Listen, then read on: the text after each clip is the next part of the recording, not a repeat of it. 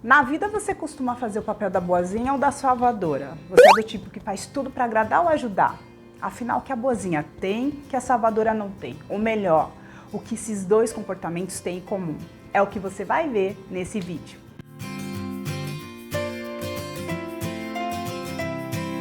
A síndrome da boazinha e a síndrome da salvadora são dois padrões de comportamento muito parecidos e basicamente eles se caracterizam pela dificuldade que essas pessoas, em sua grande maioria mulheres, elas têm de se priorizar e estabelecer limites.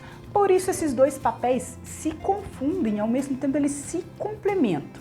Sabe o que isso significa? Que você pode sim ser a boazinha salvadora, exercendo esses dois papéis com a predominância de um sobre o outro em determinados momentos da sua vida. Eu, por exemplo, exerci por muito tempo mais o papel da boazinha do que da salvadora, mas tinham situações que a salvadora exercia o papel principal na minha vida, principalmente depois que eu me tornei mãe. Afinal, quando os filhos nascem, gente, nós nos tornamos uma verdadeira leoa, né? E se fosse possível, nossos filhos a gente colocava numa redoma, numa bolha intransponível, onde eles não pudessem sofrer e não passar nenhum tipo de desilusão. Mas aí a gente estaria privando a vida deles, não é mesmo? Bom, mas o que a boazinha salvadora tem em comum? Primeiro, que ambas têm dificuldade de dizer não e frequentemente se sobrecarregam a assumir muitas responsabilidades. Segundo, tanto a boazinha quanto a salvadora, ela colocam as necessidades dos outros acima das suas, muitas vezes deixando suas próprias de lado. Em terceiro, vem o desejo de agradar, que pode ter a motivação pela busca da aprovação e do reconhecimento, geralmente sacrificando suas próprias opiniões e vontade. Essa costuma ser a motivação principal e muitas vezes inconsciente, viu, gente? E aí você pode me dizer: eu não sinto essa necessidade de validação e reconhecimento, de gratidão, eu faço porque eu quero ver o outro bem, eu gosto de ver o outro feliz. Olha, isso pode acontecer sim, e eu posso dizer que acontece mais com as boazinhas, que costumam esperar mais por essa validação do que das salvadoras. Porque as salvadoras, no fundo, elas costumam camuflar um desejo de controle da situação, porque elas sabem como ajudar e resolver um problema. Por isso, pode existir aí uma necessidade assim, inconsciente de ter o controle de uma situação ou dela querer ser necessária mesmo para aquela pessoa, de forma inconsciente muitas vezes, viu? O quarto ponto em comum é a dificuldade de encarar os conflitos e com isso elas acabam assim, camuflando aquele ressentimento por conta da falta de se comunicar de forma clara, sabe?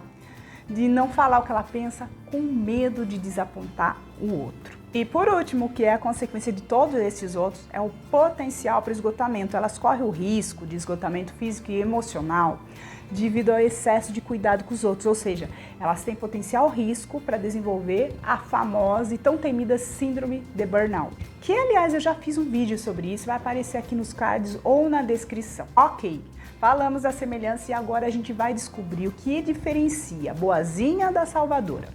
A motivação é diferente, gente. Enquanto a salvadora, como o próprio nome diz, quer ser heroína, fazer o papel de resgatar alguém, solucionar um problema e faz de tudo para isso, a boazinha não se empenha tanto, porque ela quer ajudar, mas para não desagradar o outro. Ela não tem a necessidade de salvar ninguém. E essa empreitada em ajudar é muito mais intensa para a salvadora do que para a boazinha. Se limita em agradar, sim, em situações cotidianas, situações corriqueiras. A salvadora acaba tomando o papel mesmo de cuidadora e se envolvendo, sim, nas emergências e nas soluções dos problemas. Com relação aos limites, boazinha e salvadora, elas compartilham uma tendência de se sacrificar em prol dos outros.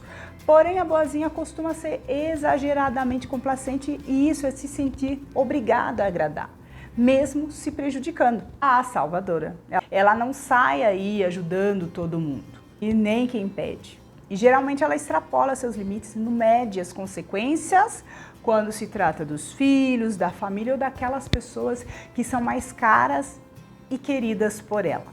E aí, qual papel você mais se identificou? Você se considera mais a boazinha, mais a salvadora ou os dois? Escreva aqui nos comentários que eu quero saber. Olha, seja você salvadora, boazinha os dois. O fato é que se você reconhece em um desses papéis, com certeza já deve estar sentindo as consequências desse esquecimento de si mesma, dessa sensação de que se sente desvalorizada ou desconsiderada porque passou a maior parte do tempo fazendo tudo pelos outros e não se priorizou, não é mesmo? E foi pensando nisso e vivenciando também essa situação de sobrecarga e sentimento de culpa e egoísmo por pensar em mim e achar que eu precisava estar sempre disponível e solícita para todo mundo, que eu criei o e-book Desperte Sua Autenticidade, Vencendo a Síndrome da Boazinha e da Salvadora. É um guia prático para você se libertar de vez das amarras que te impedem de viver a sua essência e a sua autenticidade através do rompimento desse padrão do bonzinho ou do salvador. Se você quiser saber mais, é só clicar na descrição também ou na página inicial do canal. Então é isso, pessoal. Eu espero que esse vídeo tenha sido útil para você. E se fez sentido, deixa seu like, se inscreva no canal se você não é inscrito ou inscrita. Obrigada por ter ficado comigo até aqui. Um beijo e até o próximo vídeo. Tchau!